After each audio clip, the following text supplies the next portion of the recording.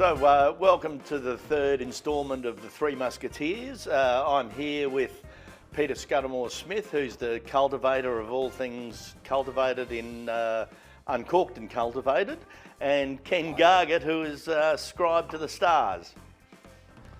And today we've got all things Pinot. We've got a Pinot G from the Granite Belt, made by Pete McGlashan, who I personally regard as a god of winemaking out there. And then we have two Pinots from, one from Tasmania and one from Murrin Bateman, I think, by our friend Tim Kirk at Clonakilla. So we're going to taste these now. We've got the first one in the glass, which is the Pinot G from Ridgemill Estate.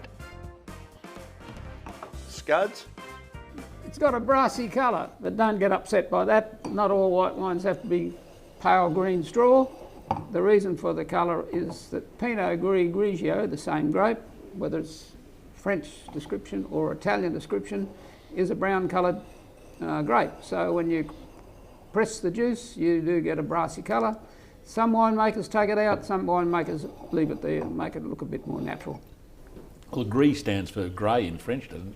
So they named it Gris because of that very colour. Doesn't stand for it, means grey. Yeah, it's not a Six of one. It's not a grey grape, even though the correct French or Italian Gris or Grigio is in fact grey, but it's a brown skin, not a white skin as in Semillon.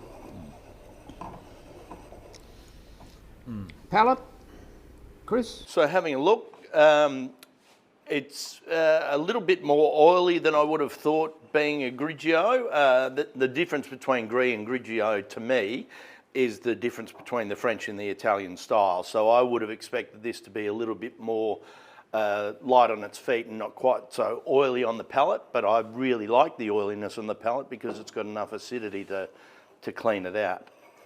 It does remind one much more of Alsace than it does of the Italian varieties to me, so of the Italian regions.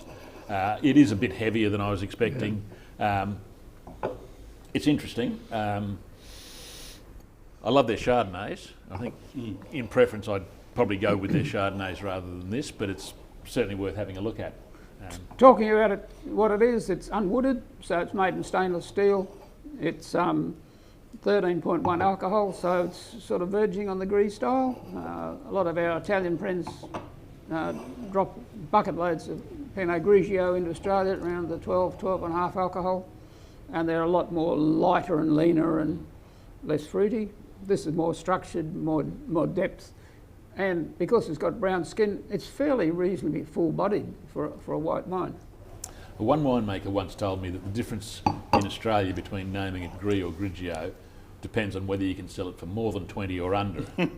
More you can call it Gris, under you got to call it Grigio. Exactly, and the other thing is sweetness level is something that we talk about. This wine is bone dry, and 13 alcohol really dries it out in your mouth, so there's no sweetness there. So our friends across the Tasman tend to sweeten their wines, which are called Gris, not Grigio. Well, they get such high acid levels, if they don't, high acid, you'd be off to the dentist every week. And higher alcohols as well.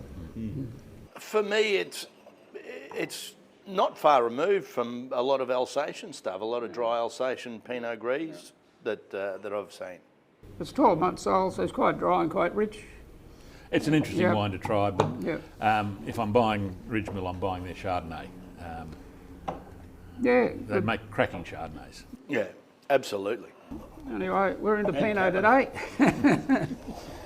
On to red. Okay. Right, and here we go for number two. Number two, now, I think, Scuds, you've had a bit to do with Dalrymple, so if you take us through what we're having a look at. Point number one, Tasmania is obviously the furthest southern state growing Pinot, and Pinot loves the cold. So if you want to have lovely, delicate, light-bodied, fruity Pinot, go to Tassie. This is the northern part of the state, Tamar Valley, which, believe it or not, can get as cold as the south, and it looks very bright in the glass.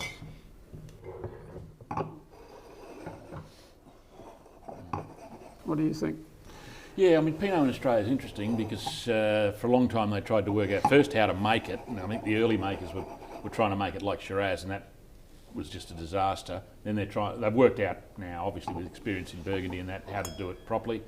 Plus they've got to work out the regions. So we've got regions on the mainland like Adelaide Hills and the Yarra Valley, Macedon and Mornington Peninsula all do great stuff. The Clonakilla I brought along because I thought that'd be really interesting because not a lot of people see the Pinot from that region. And you're talking cold, well, around Canberra in winter, cold as a politician. Charity. Yeah. That might be the case, but when you say cold, you look at the temperature in which the grapes are ripening. So because Tassie's so cold, it's pretty late, March, April. And I guess Canberra's not far, Murrumbeaton and ACT are not far behind. But Pinot's an early ripening variety, so you need to grow it in cold areas only. I'm just going to ask Scott a question. Do you think that one's got some whole bunch, the second one? Just got that sappy, briary character. I think they both have. The other challenge for the Clonakilla is it's slightly cloudy, so it's been bottled unfiltered, unfined, I would say. The Clonakilla, it's a little bit more silky, a bit more elegant. Clones is another big thing for Pinot. There's all manner of different clones. Some work with sparkling wine better than they do with red table wines. This one, Clonakilla, is interesting because one of the clones was planted by Tim's dad in 1978 when they planted the vineyard. The vineyard's about half an acre, so it's a tiny, tiny little production. But he has a clone that no one's identified. And Pinot does have a propensity to shoot off and make new clones here, there and everywhere. But this is one they haven't yet identified. They're genetically unstable. That would be the technical term. Yes. Dalrymple's more pure fruit, more light-bodied, more perfumed, whereas the Clonakilla's a bit macho, a bit rich. Both lovely Pinots. If you're into drinking Pinot from either place in Australia, they're very nice drinks. Oh, yeah, I'd be happy with either of those. I love the Clonakilla, but there are days when, depending what you're eating, also you'd pick the Dalrymple.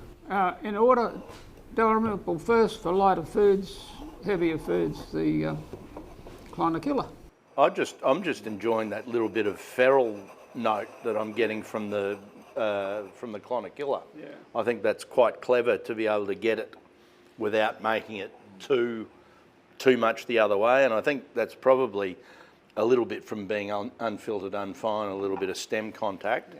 But that little bit, I just think it just adds to the, all the bits about the wine. The Dalrymple is sort of wine by numbers for me. It's good Not and commercial, it's clean, not and commercial, but it's It's a big probably cup. It's a big company bigger product. producer. Yeah, Big company that's exactly what it product, tastes like.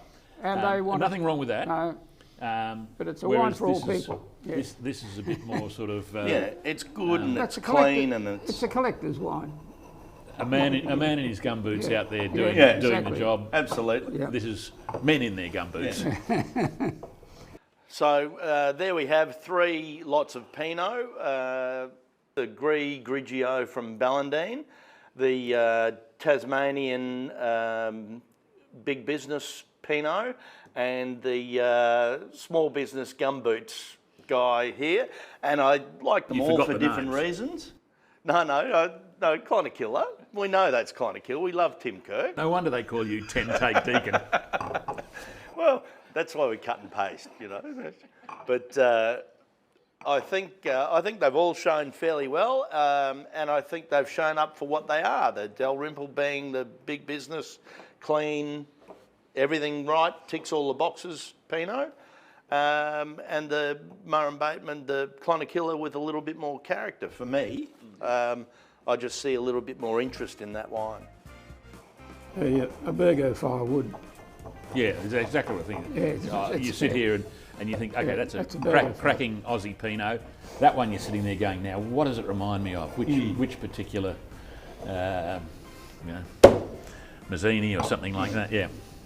Well, thanks for tuning in, and for the third edition of the Three Musketeers, and it's goodbye from us, and we'll see you next time. Oompa. Three Musketeers is brought to you by Grays. If you like the wines the boys tried today, click the link below. Cast and crew ensured that no wine was wasted in the making of this episode. This has been a Three Musketeers production.